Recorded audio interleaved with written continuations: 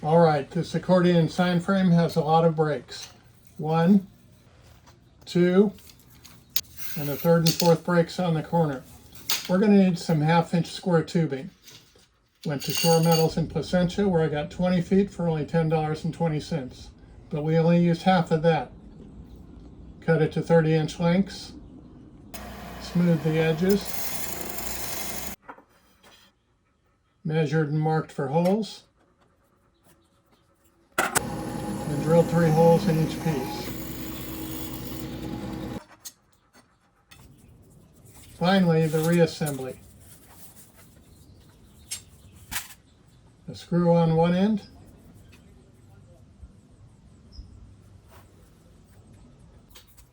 A screw on the other end. A scissor bolt in the middle. 3 more times and we're done here.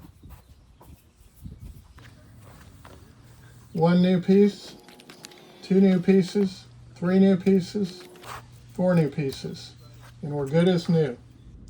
Welcome to Saddleback Brea.